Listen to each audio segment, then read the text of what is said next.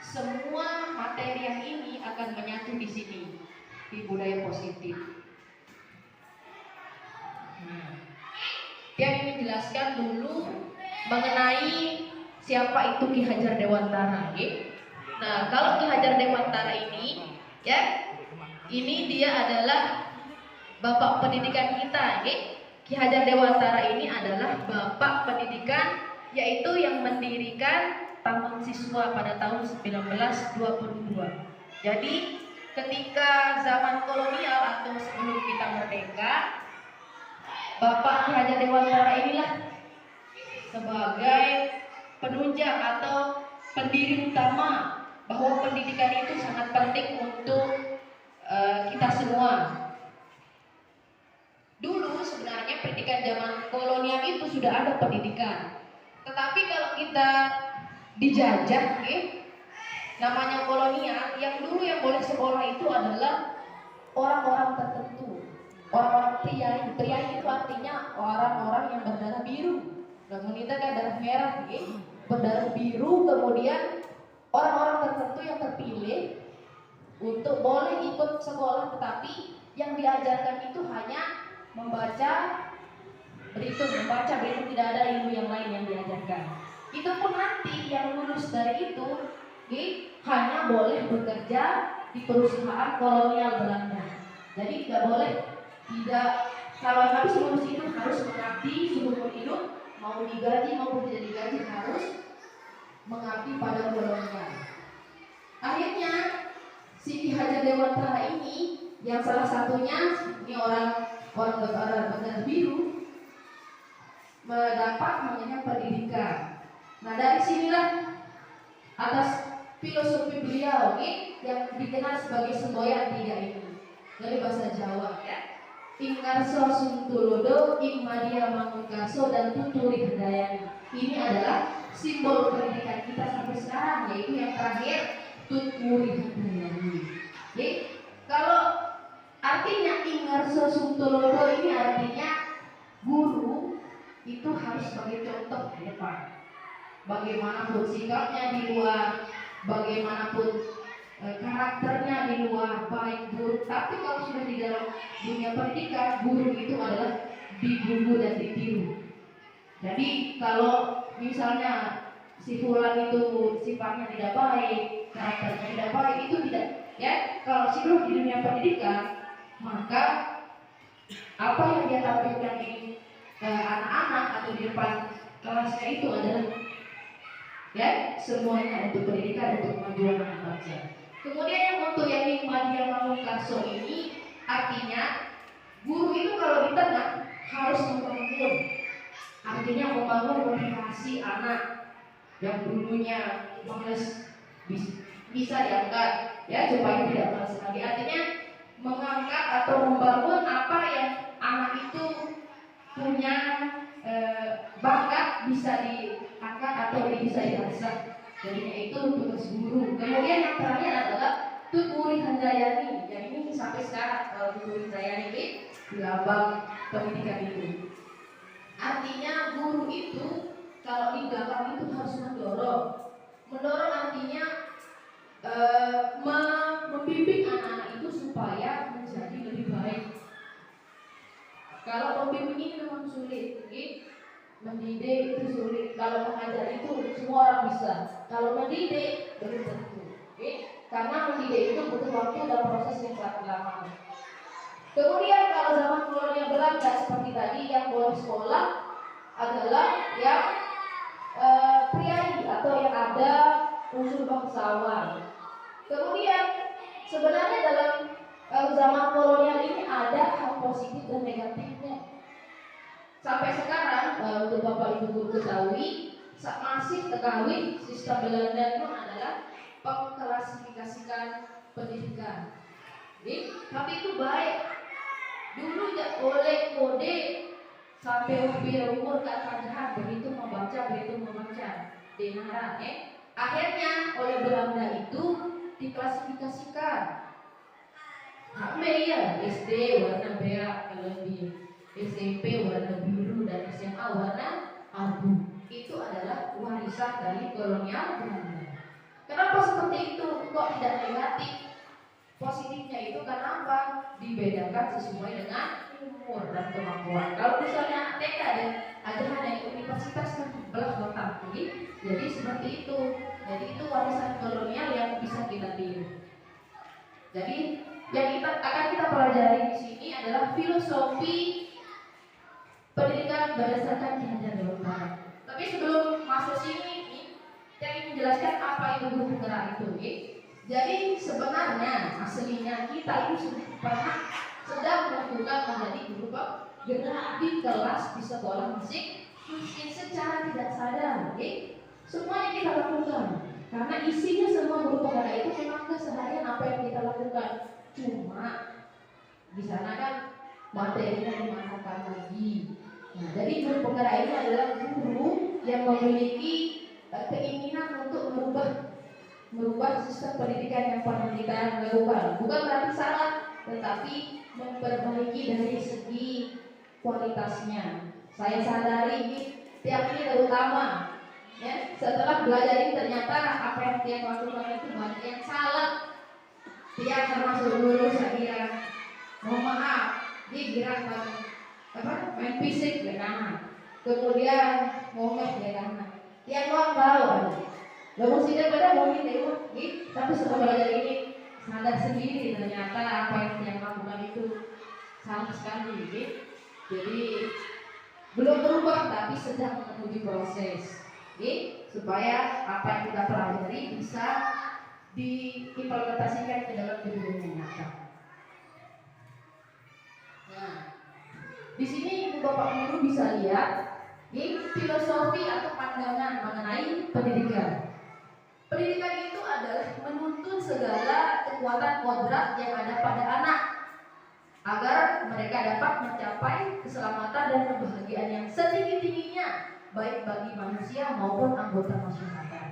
Jadi guru itu dia nuntun, ya, tidak terpaksa karena harus bisa semua harus bisa. Dulu dia sadar dia seperti itu. Kalau ini harus pintar, memperhatikan bahwa saya harap anak itu bisa pintar juga, ternyata salah. Kenapa seperti itu? Kita ini manusia, kita Tuhan itu diciptakan saja sudah berbeda, apalagi kemampuan. Jadi di sini dia menuntun, marah dan nuntun si trenden, ya kan? Nah itu artinya menuntun. Bisa sesuai kemampuan, sesuai dengan kodrat. Ada yang sama dia lemah oleh masyarakat. Bisa tertahu ya ajaran.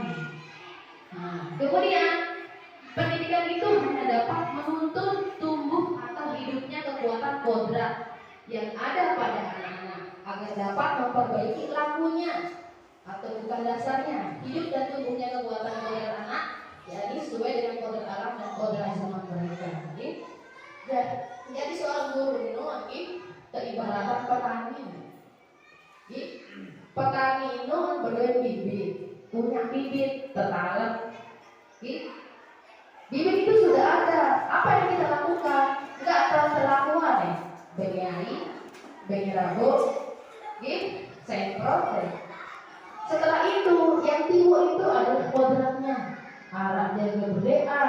Padahal bibitnya sama. Arah jaga timur, arah jaga Roma, jagung misalnya ini Pak Bang yang sering panen jagung. Dia pakai pada jojok Roma, jagung. Sedikit ini telur berisi dalam satu jagung. Jadi seperti itu guru itu seperti itu. Bahwa anak-anak itu hidup sesuai dengan kodratnya, kodrat alamnya. Apa ya kodrat alam? Anda yang petani, nelayan, ya kita ajarkan tentang lingkungan budaya yang di sekitarnya. Tidak mungkin kita ajarkan tentang pegunungan. Maka yang akan kita ajarkan itu sekitar itu budayanya itu, lingkungannya. Mereka itu tidak pantai. Masa ada suruh iya dan disebut pantai. Oke, paling tidak di sini sawah Nah, ekosistemnya itu ekosistem sawah. Kemudian kodrat zaman. Ini arti kita itu mendidik sesuai dengan zaman mereka. Belum kita lain mendidik tempeleng doang tempeleng doang. Akhirnya apa? Menumbuhkan karakter yang tidak baik. Contohnya saya, dididik keras maka hasilnya pun keras. Jadi itulah yang ingin dirubah oleh Ki Hajar Dewantara ini, bahwa setiap anak itu punya khususnya masing-masing, itu punya sendiri-sendiri. Tidak bisa ya, termasuk kita guru-guru ini, sekit dia pintar menari, sekit pintar bergambar, sekit pintar memasak, sekit pintar bertani. Dia mungkin tiap petani pintar terus olahraga, kita tidak mungkin. Karena apa? Kemajemukan itu yang akan mempersatukan kita. Majemuk artinya berbeda-beda, dan bineka tunggal ika, mungkin. Nah seperti itulah. Jadi anak-anak harus zamannya, namanya zaman HP. Maka kita mendidiknya itu boleh kita akan HP, tapi bagaimanapun caranya adik saya tahu Anda kayak bagaimana caranya itu. Itu mungkin ya ada yang mana marah tetapi dengan kita layak ini mungkin. Kenapa? Pikiran mereka sudah berbeda, gizi mereka juga sudah berbeda. Mulai kandungnya namanya burger ya kalau orang ini. Jadi pola pikir mereka juga sudah berbeda. Nah, yang seperti yang katakan tadi, ya, kita ini guru ini seorang petani. Apa bibitnya? Anak itu bibitnya. Hasilnya apa? Sesuai dengan kemampuan mereka. Tidak mungkin kita paksakan. Sekedar jagung jarang tidur, ya. Jagung jarang tidur nggak mungkin, ya. Atau jagung talas dan semangka tidur nggak mungkin. Maka kalau jagung yang ditanam jagung yang akan tidur. Kemudian pendidikan itu bukan tabula rasa. Tekan dengan tabula rasa. Apa dengan tabula rasa? Dia tabula rasa.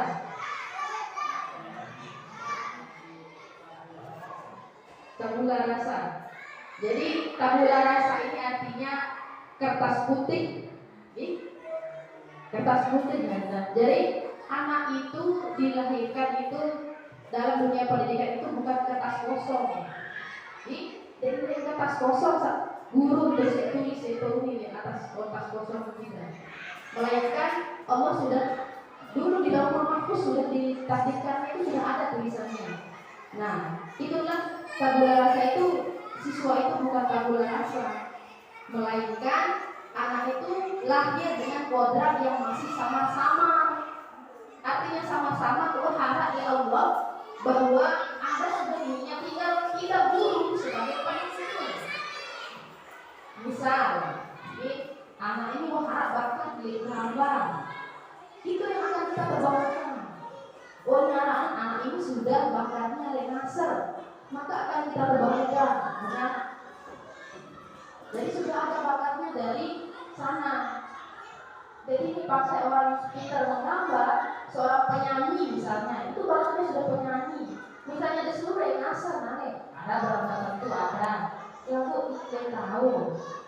Kemudian di seluruh penyanyi mungkin karena bakat dan Tuhan itu tidak ada. Ini di seluruh Emilu Expector tidak bisa langsung tahu. Ini memuji Emilu Masterchef mungkin bisa karena ada bakatnya. Atau Pak Wandi mau lukis, gambar atau nyanyi sama kita mungkin bisa, kenapa? Bakatnya. Nah, tugas guru itu adalah menebalkan. Apa sih ketebalannya? Yaitu tentang sifat karakter, kemudian iman, karakter, iman, yaitu tebalan kerja budaya. Misalnya nih budaya dengan toa lewat kata bentar nih tidak sebanyak karena sebenarnya sudah kita lakukan, cuma teorinya belum.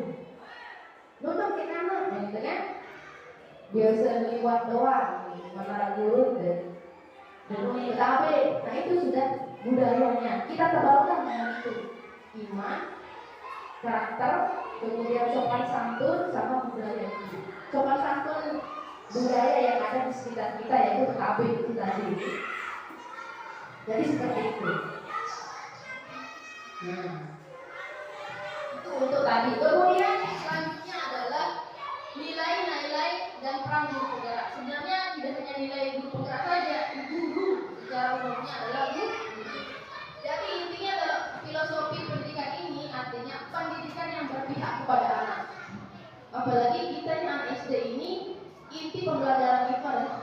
sambil bermain.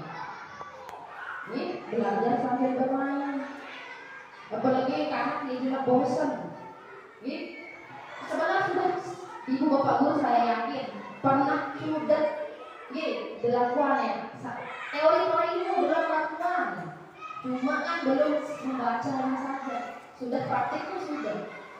Nah, nilai-nilai guru penggerak itu artinya satu yaitu berpihak pada murid. Contohnya di kelas kita, misalnya di kelas 4 ada anak kita yang berkebutuhan khusus. Tidak mungkin kita suruh materi yang kita ajarkan itu akan sama dengan materi anak yang lebih sedikit misalnya. Tidak mungkin. Maka disitulah berpihak kepada anak murid. Bisa tahu Mbak, sampai dengan kejelasan di sini Pak Pengawas bahwa bisa tahu ada penjumlahan memang materi. Ada yang bersusun panjang, berarti kalau yang ABK itu masih daerah yang sedikit. Jadi itu artinya berpihak kepada murid. Jadi dia terpaksa yang kanan. Apalagi nanti merdeka ini kurikulum merdeka memang seperti itu. Ini guru penggerak ini dia saling terkait dengan kurikulum merdeka atau profil pelajar Pancasila itu. Kemudian ada mandiri, bahwa guru itu harus mandiri. Ini juga kita mandiri namanya, bahwa dia mengajak sidang untuk berdiskusi atau sosialisasi ini juga mandiri. Sidang juga buka oleh komputer, oleh laptop, oleh YouTube, dua-duakan anak murid dan video-video pembelajaran itu juga namanya mandiri untuk mengajarkan anak. Kemudian ada reflektif, artinya lembaga pengajaran sudah minta gitu, baru ini dia kurang berbeda dengan kan kita seperti itu ngeluh kepada teman artinya curhat. Jadi reflektif pembelajaran yang tadi itu dia tuh menjalankan artinya, itu juga reflektif namanya. Jadi secara tidak langsung kita sudah menerapkannya di kelas. Kemudian ada kolaborasi. Ini termasuk juga kolaborasi yang minta kerjasama. Misalnya ada anak yang nakal, nanti guru yang lain bisa, misalnya Pak Guru olahraga atau Pak Ulama bisa membimbing anak kita. Jadi ada kerjasama. Kalau tidak ada kerjasama, seperti katanya tadi, tidak ada artinya mau ekskulnya sedemikian rupa bagusnya, terus kemudian anaknya pintar luar biasa, kalau satu orang yang bergerak tidak akan pernah bisa. Misalnya Pak Burhan doang, misalnya ini kenyataan, misalnya dia doang ngajaran itu latih balakana, kita lihat cara balakana nggak mungkin. Kemudian misalnya Berita dalam mele berubah mau mengadakan perubahan tidak bisa kalau guru-guru yang lain juga tidak mendukung. Sampai mati pada sekolah bersuruh tidak mungkin kalau tidak semuanya bekerja sama. Jadi kerjasama itu sungguh luar biasa. Kemudian inovatif. Nah, inovatif ini udah banyak, misalnya ketika ngajar atau apa, inovasi. Dia sering guru tiap lihat sendiri. Ini juga termasuk inovasi nih. Di kelasnya belajar baca, bukunya, supaya anak-anak itu interaksinya itu semakin meningkat. Walaupun yang belum melaksanakan, tapi yang lihat di teman-teman guru ini sudah luar biasa. Nah, kemudian selain nilai-nilai guru penggerak, ada juga peran guru penggerak atau peran kita sebagai guru, yakni menjadi pemimpin pembelajaran. Sudah kan? Di kelas pengajaran, di lapangan pengajaran, kecuali penjaga sekolah pengajaran ya. Kemudian ada menjadi coach artinya jadi pelatih atau jadi pembimbing. Nah, seperti ini juga namanya coach. Atau misal guru dia bagaimana guru Pawi, guru tegak penilaian, itu juga sudah coach. Ajak ke waktu. Kemudian misal Buci bagaimana guru lupa berbeda dan ini ada kita sepas di seawui, itu juga coach. Apalagi kita sering bapaknya di paham kita ini komputer ini pendek busudi itu sudah coach. Jadi semua yang kita lakukan ini sudah sebenarnya nih. Nah, kemudian mendorong kolaboratif sudah tadi ya. Ini mendorong kolaboratif ini artinya kerjasama. Iya dong, baik penjelasan juga. Kemudian ada mewujudkan kepentingan bagi murid. Contohnya setiap hari Senin kan disuruh kamar dari petugas, dari pemimpin. Kemudian berdiskusi dari kelas. Anak tahu nama saya letuk kan? Dia doang jadi pimpin waktu, bangun diskusi. Anak nyanyi pasti anak kanan. Jadi handle kanan semua arah. Ada dua orang anak lagi. Jadi kita mengelompokkan anak itu mengajarkan bahwa kita sudah mengajarkan anak bahwa menjadi pemimpin walaupun dia pemimpin kelompok-kelompok kecil. Dia berkata uang beranggal, cuma teori kemudian menggerakkan komunitas praktis. Dalam hal ini contoh kita terutama di SDN tentang arah. Kita doang terdapat misi dan benar. Baik arah. Apa arah? Pemilihan bersih dan kemarin ada yang ngasar, sak macam ya. Semuanya sudah kita lakukan, yaitu komunitas praktis karena tahunan tentang area paling ini maksudnya luar biasa itu tentang hari ini.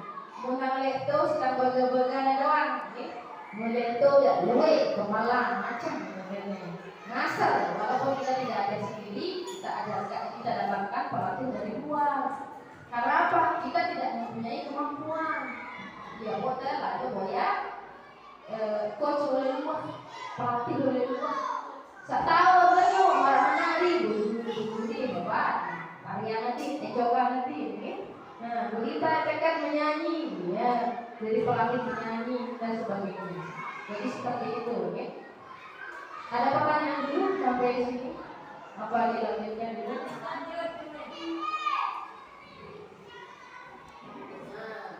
Kemudian materi itu tuh sampai 4 ya. 3 visi guru penggerak.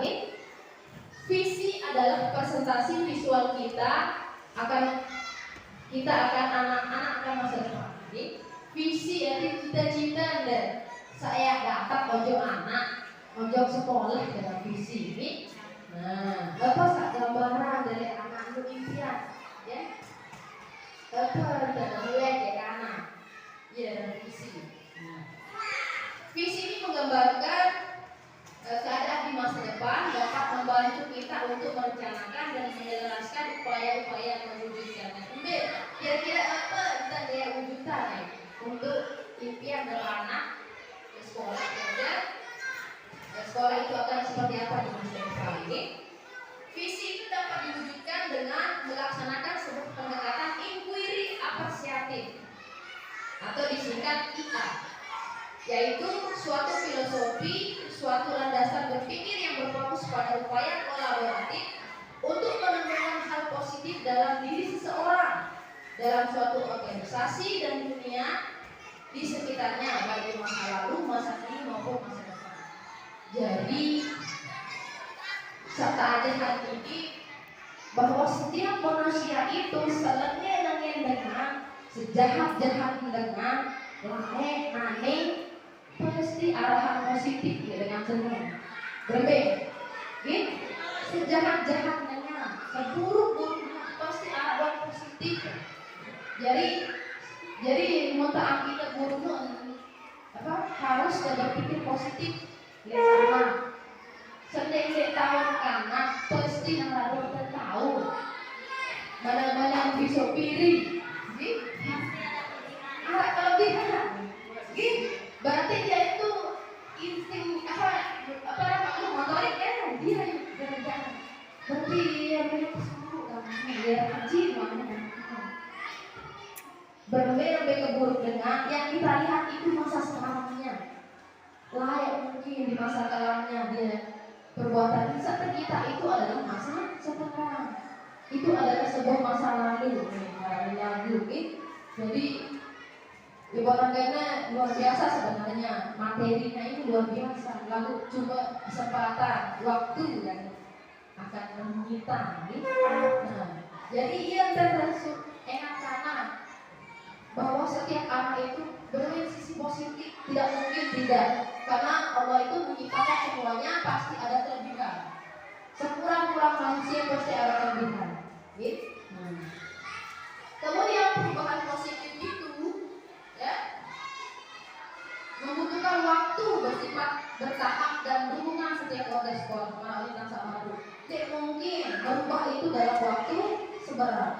Membalikkan tangan tidak mungkin.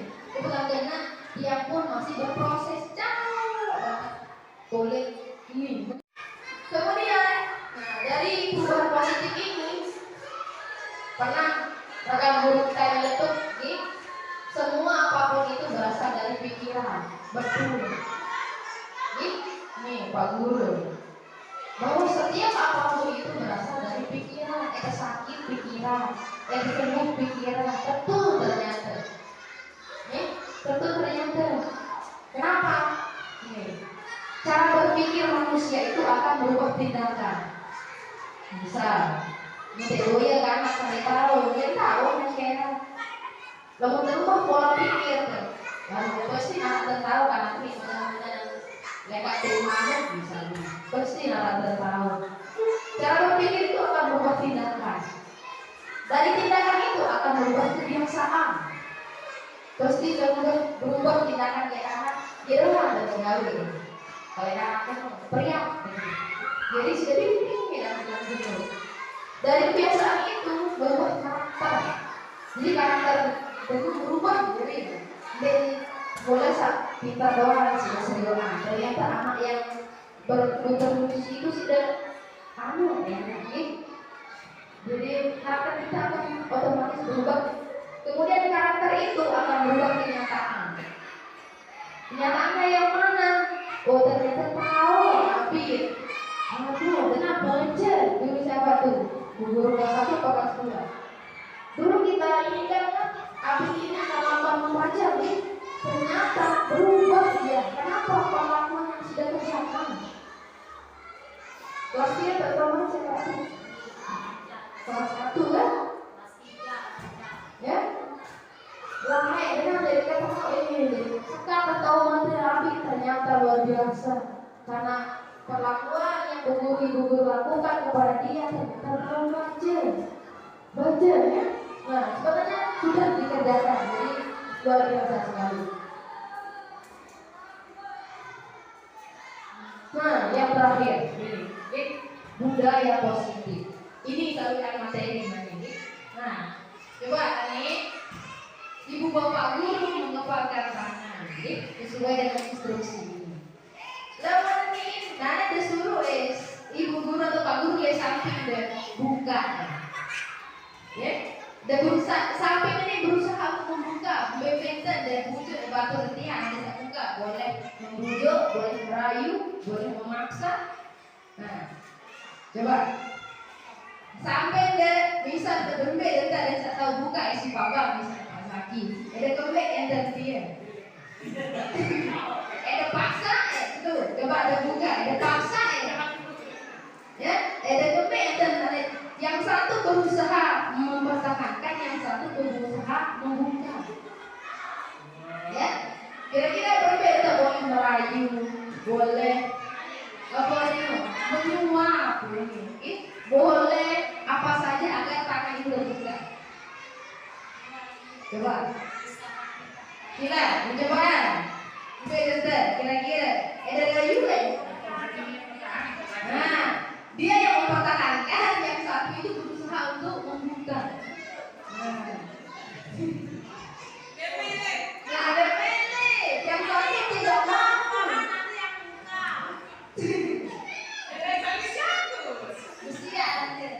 Jadi itulah yang namanya adalah motivasi. Sebenarnya bisa lakukan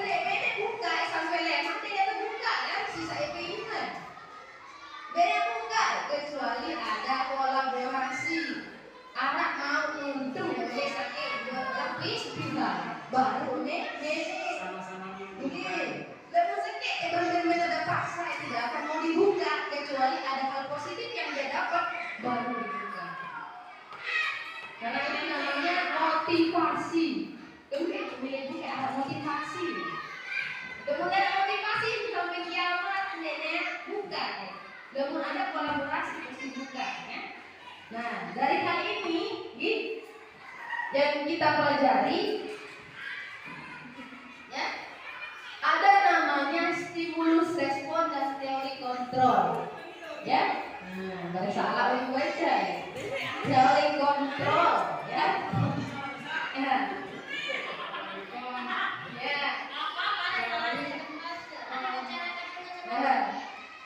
Yang sering kita lakukan di ibu bapak guru yaitu stimulus respon. Respon dengan langsung bahwa sebenarnya ada namanya teori kontrol. Dari percobaan yang tadi ini kita mencoba dari makna, kita mencoba mengubah orang agar berpandangan sama dengan kita. Dia terasa berlakuan bilang jelumur. Dia berdiri bersiar, harus berdiri itu, berdiri sesaat bersiar. Tetapi sebenarnya kalau menurut teori kontrol, kita berusaha memahami pandangan orang lain. Misal, angka 6. Angka 6, misal, lagu arah moya di sebelah bawah, arah moya di sebelah atas. Kira-kira kena dek dua anu, kena dua dek. Misal, ini tiang letik Pak Wadi itu tulisan kata tiang bertahan 6. Pak Wadi siwa, 6 siwa. Kenapa? Kalau maka kita itu sebenarnya harus melihat dari dua posisi. Misal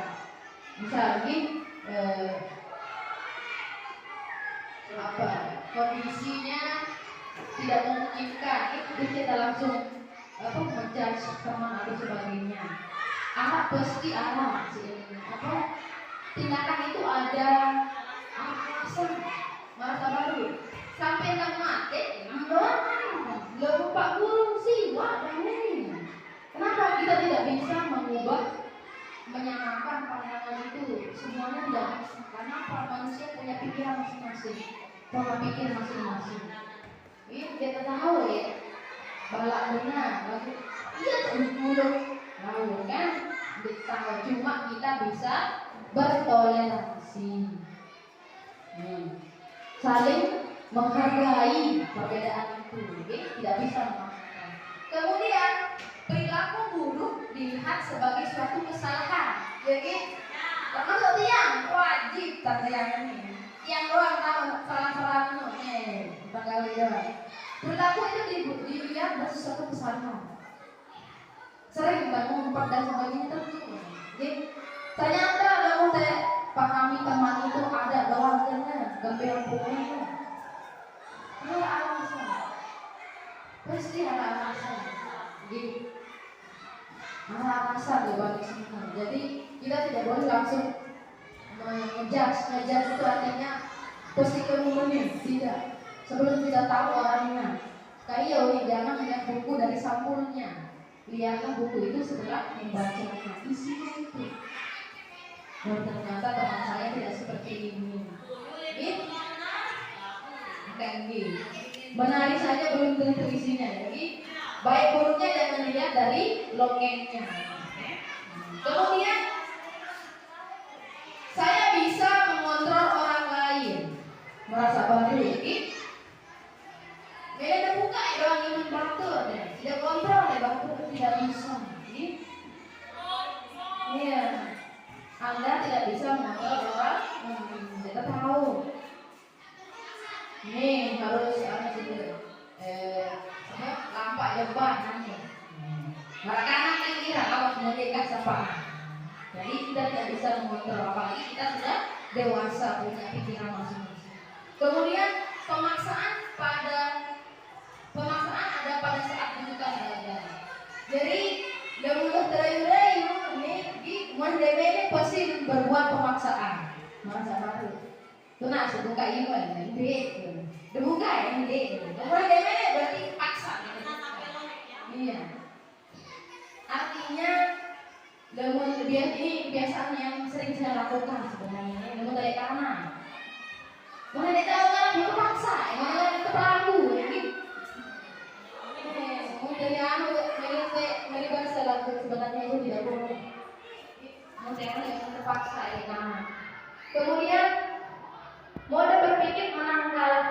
berpikir menang kalah. Lemo terletek harus berpikir positif doang.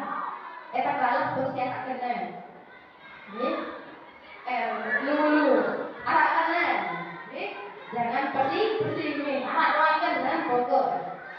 Ini dalam agama paling ini doang. Ini kita ini doang. Berpikir positif doang. Lalu ini raja manusia. Yang benar jadi ini.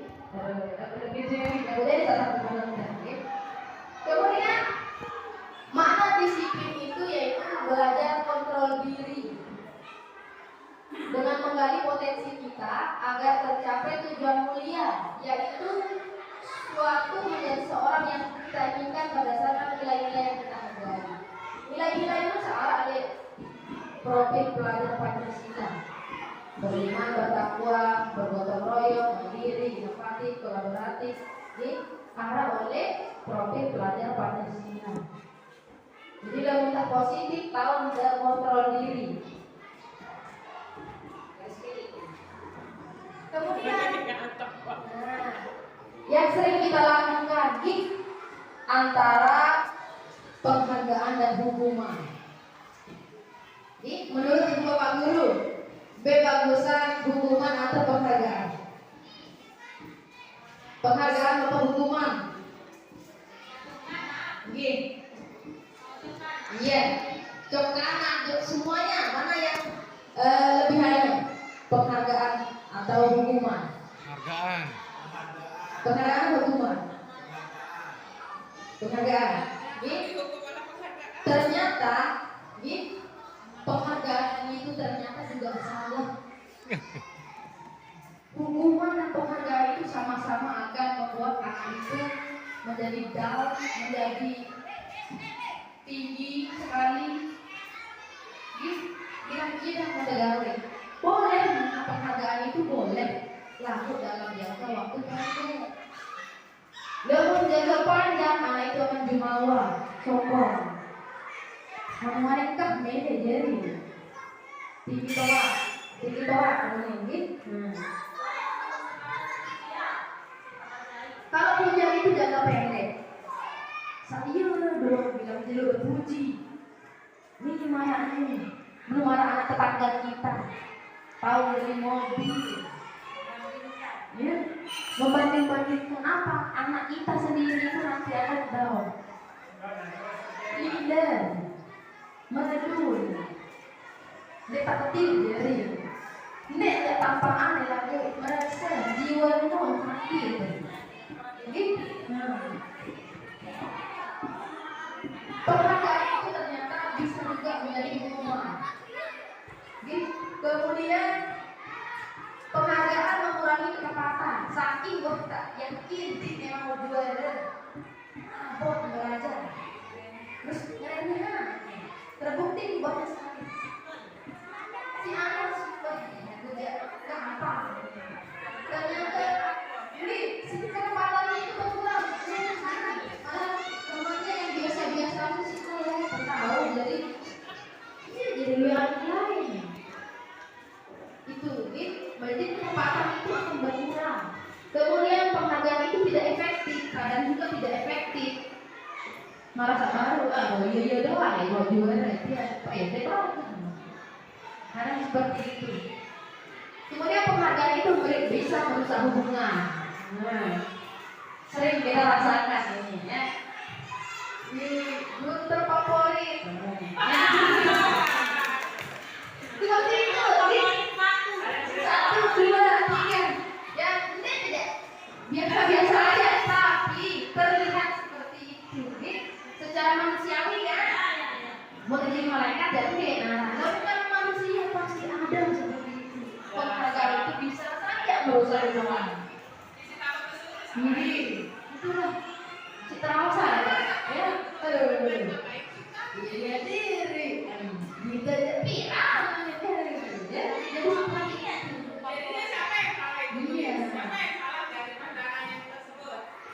sebenarnya ini adalah tentang hukuman perlakuan ini. Kalau dia jangka pendek bagus, kalau panjang itu ya bermasalah. Ini bagus ya dia. Ya, penghargaan dalam jangka waktu pendek itu yang bagus. Misalnya masa baru, misal anak ini tahu bisa merapi ini aja, bagus, mantap itu sudah penghargaan dalam waktu pendek. Nggak boleh bilang-bilang udah bagi coklat belum kamu bisa bagi coklat, emang kan ini emang, ya, jadi doa. Sebenarnya itu ya kok sebenarnya K13 itu tidak ada rapor perintah. Dia pada tersuruh bahwa setiap anak itu punya ketua pengawas bahwa anak ini pintar bidang matematika, dua seke dengan matematika. Nilai itu betul. Ini misal Oli dia pintar dalam agama apa tilawah. Dia seke dari ABP. Mungkin sebenarnya itu misalnya si Alif apa pintar oleh kesenian atau sapris, ini oleh kesenian, gemelan. Kenapa? Yang pintar itu ternyata ada yang akademik dan akademik. Jadi setiap manusia seorang punya kelebihan. Gak mungkin Tima aja jadi PNS mau dengan mama. Tima aja jadi pegawai bank. Lu ada namaku keten pegawai bank. Ini kenapa? Kemampuan itu bisa berkembang seiring berjalannya waktu. Ya guru harus menuntun merende. Dia tidak karena kamu harus tahu nih harusnya akademi. Itu. Jadi seperti itu guru itu menuntun. Seperti yang pedagang apa salah lakukan ternyata banyak salahnya. Kekeliruan. Ada benarnya tapi keliru. Kemudian ini tentang baru dihukum oleh penghargaan. Ya, penghargaan itu menurunkan kualitas. Ya, menurunkan kualitas karena kan sudah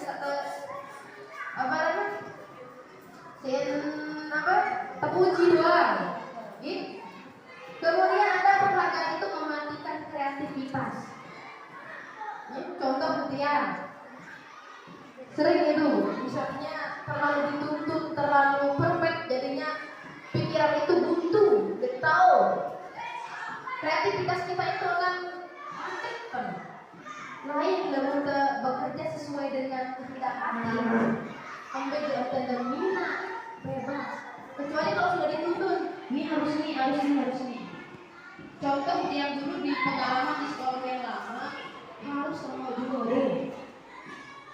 Harus. Bagaimanapun anak itu tidak berjuang. Jadinya kreativitas kita itu macet. Semuanya etamina hanya untuk mengembangkan bakat anak. Karena terpaksa ada tuntunan jadi mungkin stres. Jadi itu. Jadi kemudian penghargaan mengurangi motivasi intrinsik.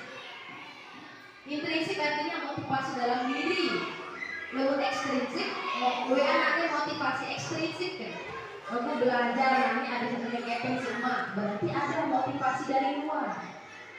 Kebelajar nanti ada yang satu kunci si guru. Balik luar. Lepas kena belajar nanti ada bisa tahu jawab dari itu motivasi dalam diri. Selalu nanti motivasi oleh luar. Balik nyobu baru-baru ada sana terbuku. Jadi beda karena nyobu ada yang bersih. Halaman sekolah sendiri. Jadi seperti itu. Nah, sekarang ada pertanyaan. Coba saudara bukaan. Sudah jawab kira-kira itu. Yang bacakan mungkin terlalu kecil. Iva kurang menguasai pelajaran matematika. Sehingga pada saat pelajaran tersebut berlangsung, dia lebih banyak berdiam diri atau menggambar di buku pelajaran. Pada saat guru matematikanya, Pak Seno, menanyakan pertanyaan, Iva menjadi gugup. Dia teman-teman mijit dan tak sengaja menjatuhkan tasnya dari kursi. Serta tiba-tiba menjadi gagap pada saat berupaya menjawab. Dia tahu ini beragam, ini disuruh. Seluruh kelas pun tertawa melihat perilaku IPA yang bicara tergagap dan terkejut tersebut. Pak Sena pada saat itu membiarkan teman-teman IPA menertawakannya. Ada ini si Pak Guru keterlian. IPA yang tergagap dan malu luar biasa, dan malahan minta IPA untuk maju ke depan dan berdiri di depan kelas sambil menunjuk hidungnya karena tidak bisa menjawab pertanyaan Pak Sena. Dia tahu uang ini disuruh maju. Ini sering kita lakukan di tiang terutama. Maju, suruh ke irung akan naik jadi. Kelas makin gaduh dan anak-anak pun semakin tertawa. Kalian melihat IPA di depan kelas memegang baju hidungnya. Sekarang pertanyaannya adalah, apakah rekan-rekan guru setuju dengan tindakan Pak Seno tersebut? Setuju dan tidak? Tidak. Nah, kemudian boleh setuju. Karena si Pak Seno ini membuat si anak ini semakin blok. Akhirnya dalam pikirannya. Apa yang kira-kira mentalnya drop? Wah nih leger, dek tahu, gugup, malik dan suruh maju. Marah besok Pak Guru baru nih, lilen, drop langsung. Gue yang dek tahu, takut nih, malik tak kalian si batu luar biasa nih. Kemudian pertanyaan yang kedua, menurut rekan-rekan guru, apakah Pak Seno tindakan itu hukuman atau konsekuensi? Hukuman atau konsekuensi?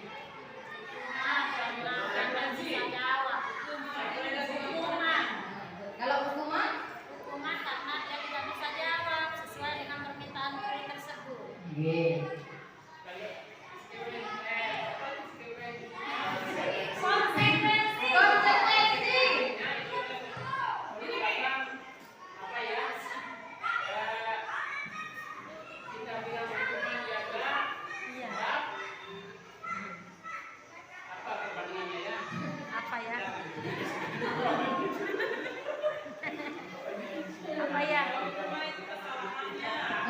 Hukuman atau konsekuensi ini sama tapi berbeda.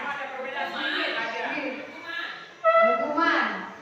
Kalau konsekuensi, kira-kira hukuman apa sih? Hukumannya menurut rekan-rekan guru apa kena hukuman? Hukuman dan sanksi. Sanksi karena tidak bisa memenuhi apa yang kita suruh. Kalau konsekuensi? Kalau konsekuensi?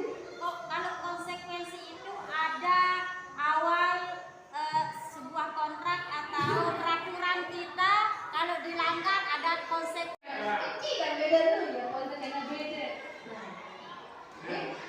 Dari ini ternyata ini adalah sebuah hukuman. Coba pertanyaannya hukuman benar-benar ini langsung betul. Hukuman itu bersifat langsung. Dia menanyakan alasan apa? Langsung. Baik, hukum. Secara reflektif. Tiang yang paling serem.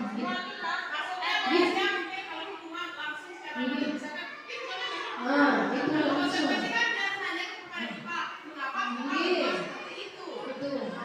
Seharusnya kita termasuk tiang yang seperti itu ya. Harusnya kita bertanya dulu. Wah karena gua ngintip kan. Betul. Tiang pun sering seperti itu, makanya mari kita sama-sama berubah. Ya. Tiang paling parah mungkin. Tiang paling tahu Semua kita.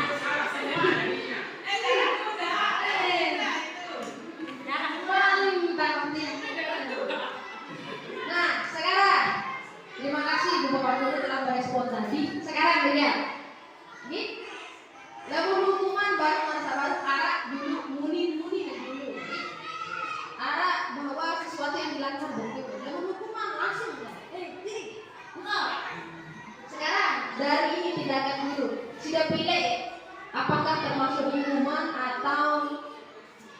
konsekuensi. Yang pertama, mencatat 100 kali di dalam buku kalimat saya tidak akan terlambat lagi. Kira-kira ini hukuman atau konsekuensi?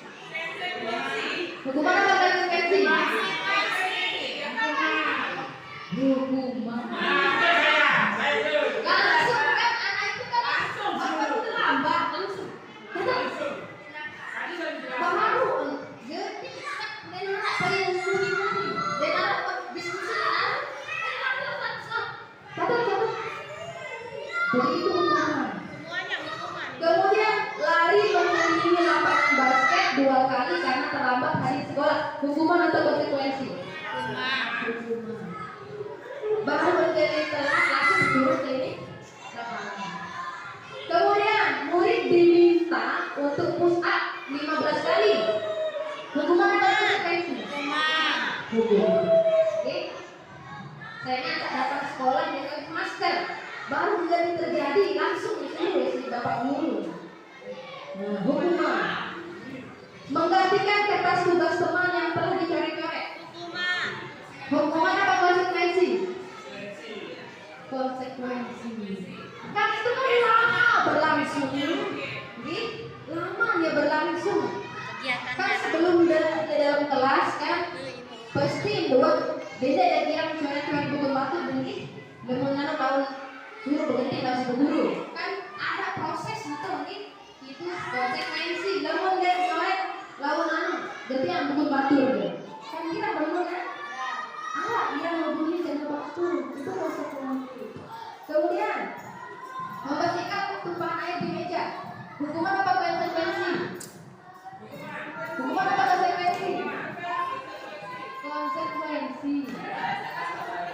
Kan biasa kan langsung. Ada dia. Banyak lampai dia. Ada orang yang dulu kita langsung. Langsung ambil. Ada balik tadi dulunya apa dia? Dan lampai dia. Ada orang yang murid, anak murid dulu. Berdiskusi dulu. Nah, kemudian murid disuruh untuk mengenakan sepatu sehari-hari sekolah karena tidak mengenakan sepatu kita. Hukuman atau konsekuensi? Hukuman atau konsekuensi?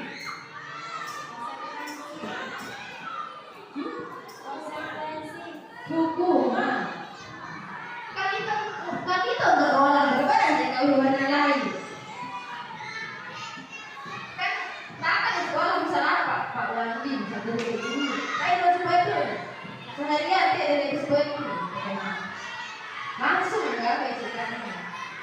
Kalau yang lain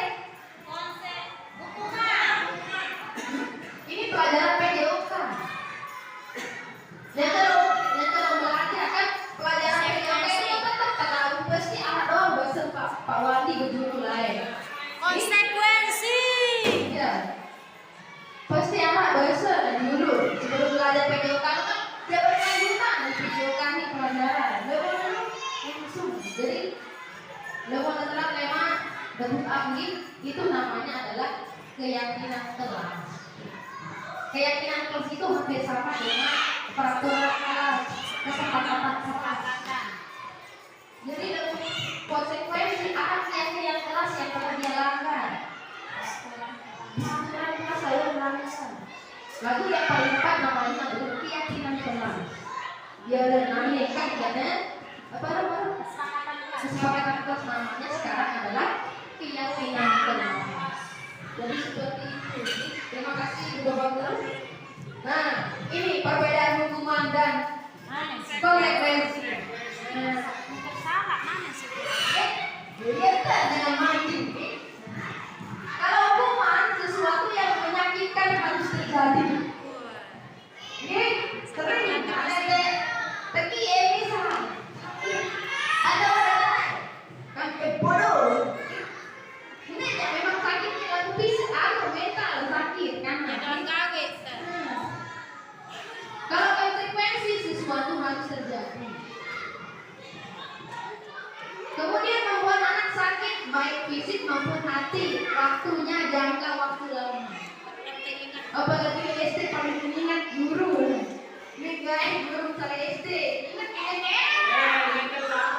Kalau guru SMP SMA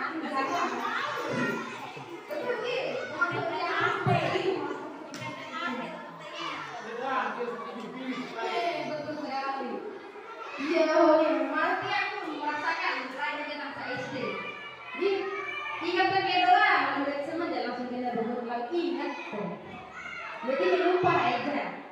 Maaf kalau jadi lupa gitu tindakan itu.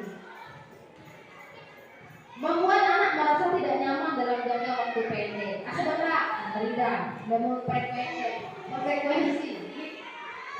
Sebenarnya anak-anak juga saat dendam pendek. Kemudian anak membenci kedisiplinan. Namun hukuman mana-mana pernah. Dia sih melanggar. Kalau ini anak akan menghargai kedisiplinan. Saya nak harap lemon melanggar ini ya ini. Lemon ini langsung. Jadi kesel apalagi di SMA, di SMP, buat SD dan doang. Lemon dari SMP SMA ada melawan. Gitu tidak ke SMA, darah muda ya SMP.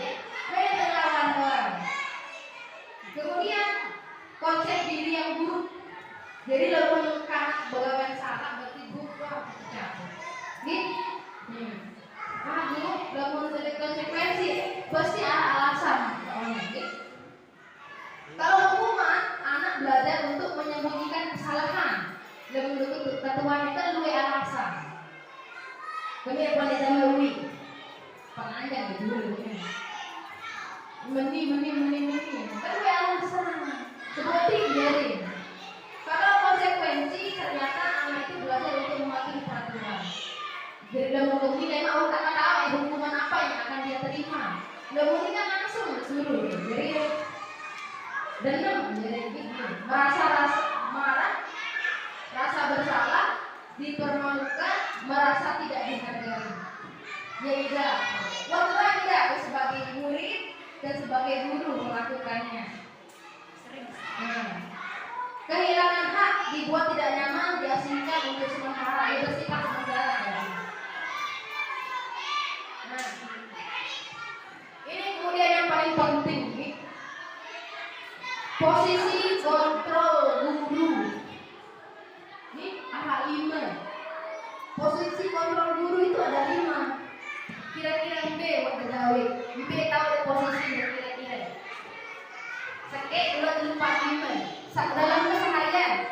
Posisi B ada kira-kira. Penghukum. Pembuat sekek. Pembuat merasa bersalah. Wah, gawe. Penghukum paling keren. Termasuk dia. Teman. Kadang-kadang. Kalau sebagai pemantau.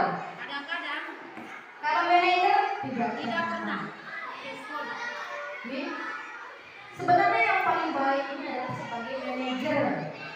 Guru itu manajer bagi anak-anaknya. Lalu sekarang pegawai di penghukum merasa baru itu hukum kadang-kadang. Kemudian kamu nih menghargai, menunjuk-nunjuk, menyakiti, ya gitu. Ya dan bergaul. Tapi mari kita berubah. Jadi mudah-mudahan saya tahu berubah. Karena proses itu tidak semudah itu, perlu bertahap-tahap. Nih, kalau membuat anak merasa bersalah, ya, kecewa, istri, anak itu merasa dia menyebabkan merasa down dari dia merasa bersalah dari ini sebagai pembuat merasa bersalah. Kalau sebagai teman membuatkan alasan-alasan untuk muridnya sudah bela ya anak, kita bela lama ini juga ternyata tidak boleh. Kemudian ada pemantau, saya dia pecahan jendela sih pecahan. Wah mana betul mengenai terus sepi. Ternyata itu pemantau. Kemudian ada manajer ini ya, mengajukan pertanyaan tombek atau gawe. Merasa mungkin ibu bapak guru kan, wah misteri orang ini. Itu sebagai contoh cara menerapkan kalau ada anak yang melakukan kesalahan. Dia tahu aja tahu gawe lagu mana-mana belajar ini.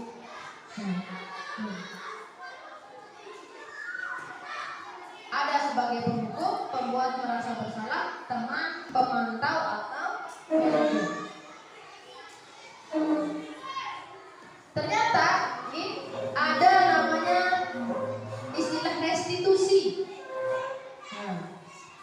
Restitusi ini adalah proses menciptakan kondisi bagi murid untuk memperbaiki kesalahan mereka, sehingga mereka bisa kembali pada kelompok mereka dengan karakter yang lebih kuat. Restitusi juga merupakan proses kolaboratif yang mengajarkan murid untuk mencari solusi untuk masalah mereka. Masalah baru, solusi. Tidak hukuman, tidak konsekuensi, tetapi ada namanya restitusi. Dan ketuaan, kembe, tidak pada mentia. Wahai be, dulu bang, kemudian tak lagu. Setiap manusia pasti punya salah. Nih, jadi kembe cuma dari lakukan malik. Itu adalah restitusi, bukan hukuman, bukan juga konsekuensi. Nah, di dalam restitusi itu ada 3 tahapan, nih. Menstabilkan identitas. Ada namanya validasi tindakan yang salah, nanti yang jelaskan. Kemudian menanyakan keyakinan atau peraturan yang tadi. Nah, sebenarnya anak-anak kita yang bermasalah ini sebenarnya pasti anak kebutuhan dasar Melen penuhi. Contoh anak yang nakal. Kira-kira kebutuhan dasar apa Melen penuhi menurut? Apakah kebutuhan bertahan hidup, kasih sayang, penguasaan, kebebasan, kesenangan? Kasih sayang. Kasih sayang. Jaga lebar-lebar dengan perhatian dengan tolongnya tidak. Misalnya ada anak kita dalam bulan saudara, misalnya mencuri, maka kita pakai segi-segi restitusi keketuaan, kepeja pada dia, pada baik ketembatur. Dengan basic, anak dia lalu dia ulangi mati karena perbuatan itu perbuatan yang salah. Yang kata Tuhan, mungkin kira-kira pasti ada.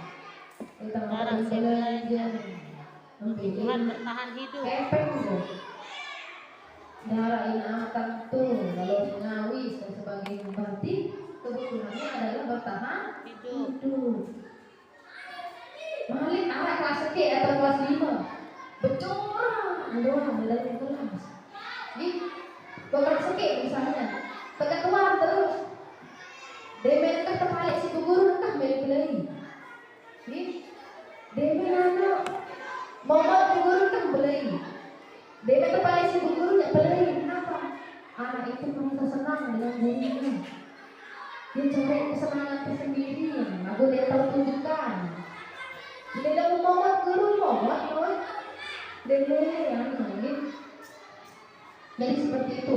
Lalu pokok lalu salah, contohnya kita, lalu salah pasti ada kebutuhan dasar kemudian penuhi. Doang, jadi diajak kita untuk berpikir positif.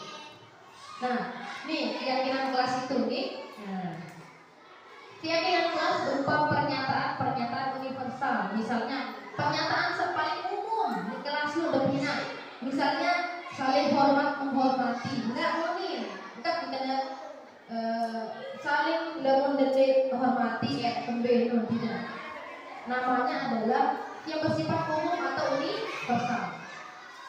Misalnya saling toleransi, enggak dengan kalau patuh dari demi tidak. Namanya sekarang adalah keyakinan kelas ini. Ia tak ada ajarannya tentang kejujuran, kedisiplinan. Ia tak ada ajarannya KI berapa itu? KI 2 ya? KI 1 pakai KI 2. Jadi, seperti itu namanya keyakinan kelas. Yang terakhir buku ini, ya, ini yang terakhir dan yang terakhir. Ya. Nah, yang tadi yang 3 restitusi itu, nih, menstabilkan identitas. Mana dia? Nah, guru berkata, berbuat salah itu hal yang manusiawi. Tidak ada manusia yang sempurna atau Bapak Ibu juga dulu pernah melakukan kesalahan. Ya? Pernyataan-pernyataan yang membuat anak itu tidak langsung merasa down. Jadi dia dulu drama. Nih, kemudian yang selanjutnya adalah validasi kebutuhan. Kira-kira kembe karena akan nampung sampai menonton. Kembe apa yang menonton? Tahu penjelasan dari guru. Kemudian yang terakhir adalah menanyakan keyakinan. Apa keyakinan kelas langgar? Saling menghormati, misalnya orang saling menghormati. Setelah itu, kira-kira apa untuk memperbaiki kesalahan menu minta ke Tuhan? Etang, minta maaf, bagus. Jadi tidak ada proses hukuman. Jadi seperti itu. Jadi itulah kiranya hal-hal yang saya pelajari atau teori-teori yang dipelajari dalam guru penggerak itu. Jadi apalagi yang untuk budaya positif ini yang sangat luar biasa untuk kita sebagai pendidik. Nah, untuk sesi yang selanjutnya itu yaitu sesi tanya jawab. Nah, silakan Ibu Bapak Guru kalau ada pertanyaan yang diajukan mau satu mau dua boleh, silakan kalau ada pertanyaan. Sekiranya mampu saya jawab, saya akan jawab. Apabila tidak memuaskan, mohon maaf.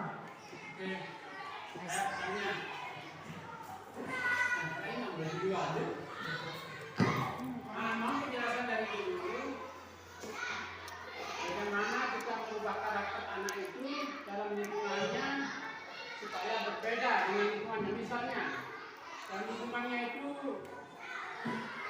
suka Berkata kasar.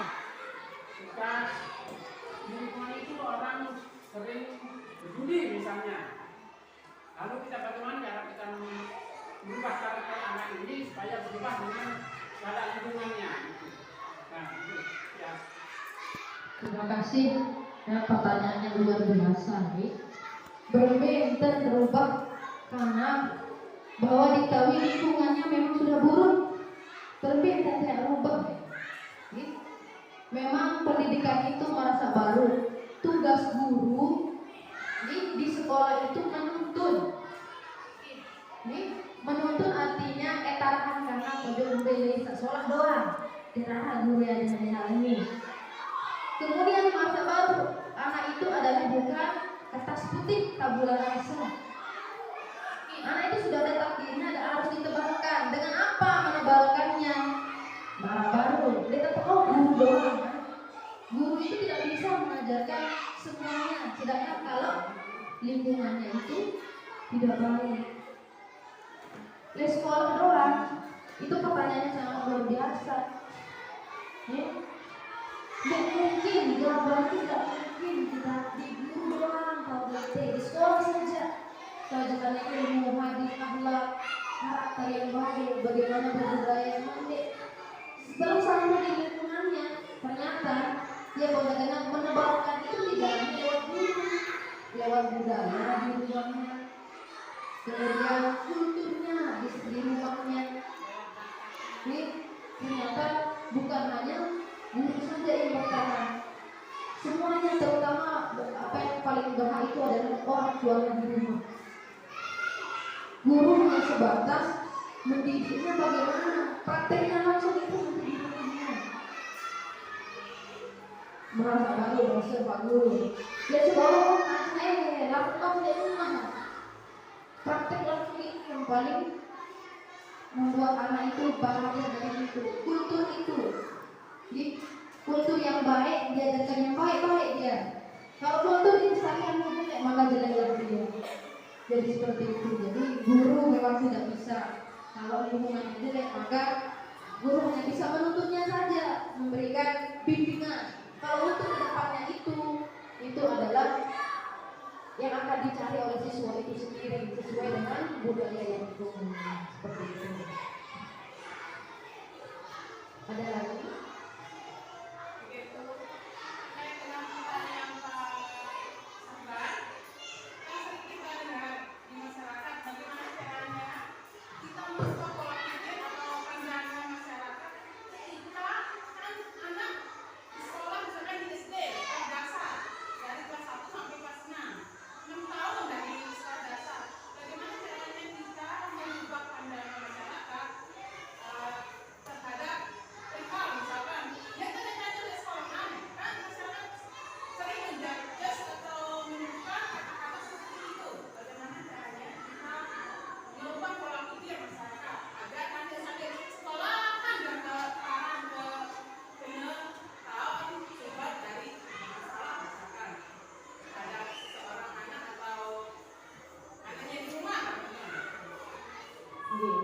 Terima kasih atas pertanyaan yang diberikan, luar biasa nih. Betul sekali nih.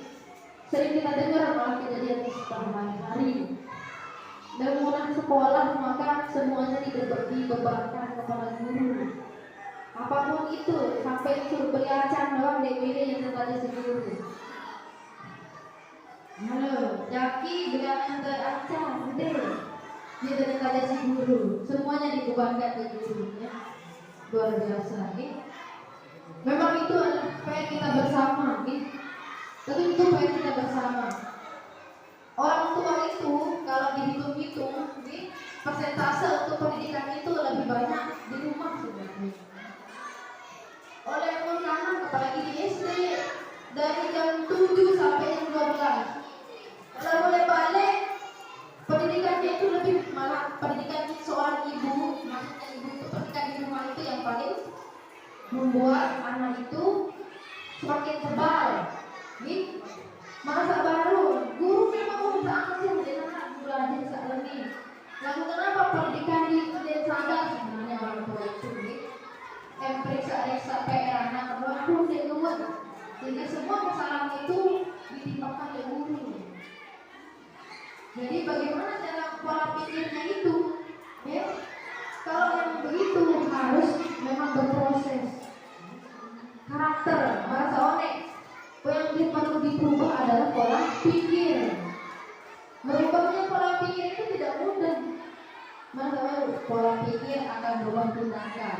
Tindakan akan berubah karakter. Karakter akan berubah kebiasaan lo ya. Kebiasaan. Berarti lebih biasa nyalahan tangan. Salah dengan doang. Jadi berarti dia itu hanya melihat kesalahan dengan. Belum tentu nanti seriusan betul. Dia yang lebih baik seriusan anak.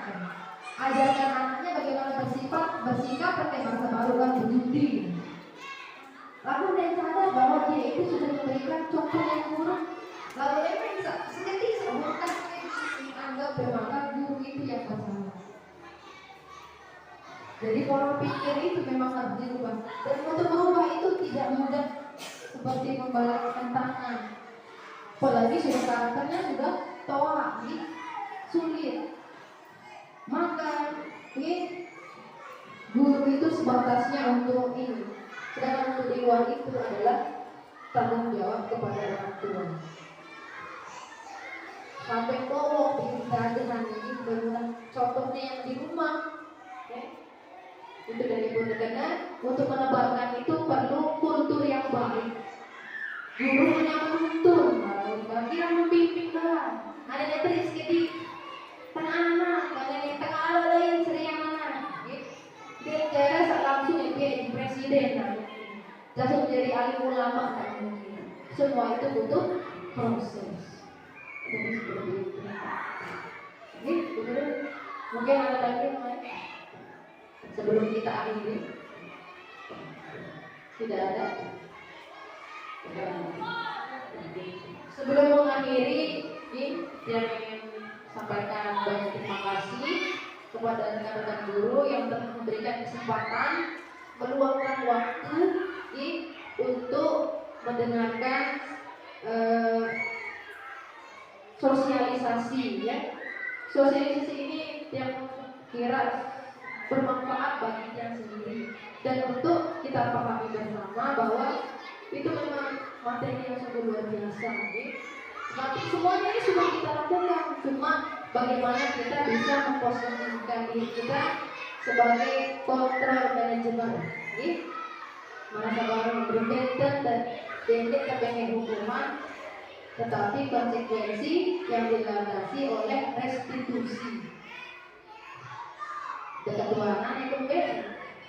Ini pengelakuan apa tahun dia terus tidak gerti kita tindakan bersama. Jadi seperti itu nih. Mudah-mudahan kita bisa berubah nih, karena perubahan itu dimulai dari hal-hal yang kecil. Jadi kalau benar-benar dari guru malaikat ya tak mungkin. Jadi pasti butuh berkelanjutan. Terus berubah diri. menerima langsung jadi guru mereka jadi yang lebih seperti itu. Terima kasih yang sampaikan kepada rekan guru. Kurang lebihnya mohon maaf. Lebih dari taufiq wal hidayah. Wassalamualaikum warahmatullahi wabarakatuh.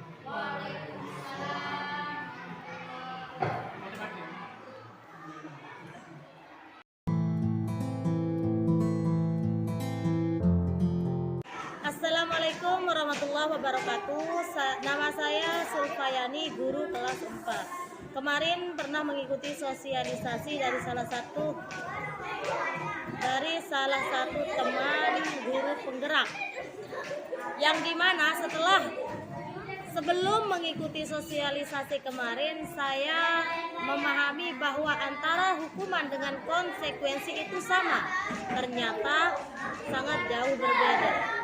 Yang sering sekali kita lakukan adalah hukuman. Jarang sekali melakukan yang namanya konsekuensi atau restitusi. Tetapi kemarin setelah mendapatkan pelajaran dari salah satu teman kami sadar ternyata hukuman itu sangat tidak baik untuk peserta didik. Jadi mulai sekarang kami akan belajar untuk melakukan yang namanya restitusi, yaitu pertama kita cari asal permasalahan, kemudian menanyakan apa penyebabnya, baru kita akan menyelesaikan masalah tersebut. Mungkin itu saja yang saya sampaikan. Sekian, Assalamualaikum warahmatullahi wabarakatuh. Assalamualaikum warahmatullahi wabarakatuh. Nama saya Sudiwarti. Saya ngajar di kelas 2. Kemarin kita sudah melaksanakan atau mendapatkan sosialisasi dari salah satu guru calon penggerak tentang bagaimana kita menghadapi anak baik dalam bentuk hukuman, konsekuensi, dan restitusi.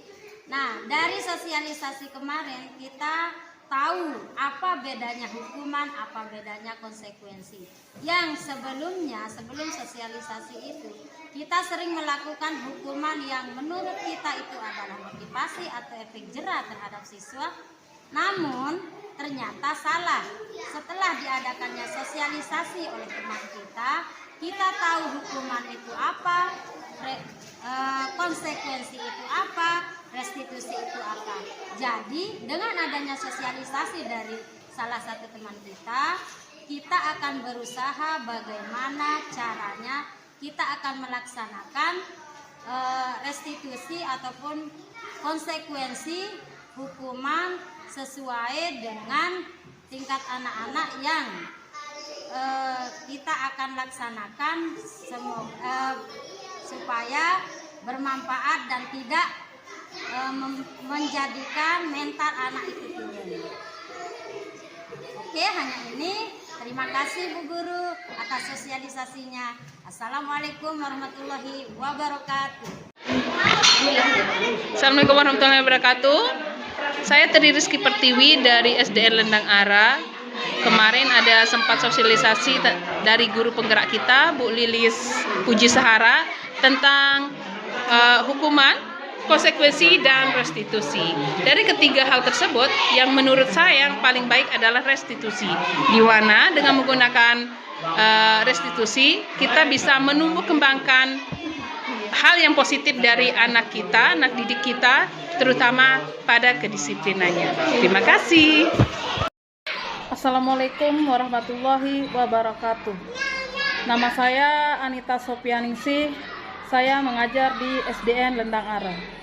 Jadi dari hasil sosialisasi guru penggerak kemarin, saya memiliki pengetahuan baru tentang perbedaan antara hukuman, konsekuensi, dan restitusi. Jadi sebelumnya pemahaman saya tentang hukuman dan konsekuensi itu sama. Ternyata ada sedikit perbedaan. Jadi kata hukuman itu tindakan secara langsung, dan konsekuensi itu ada kesepakatan dari awal.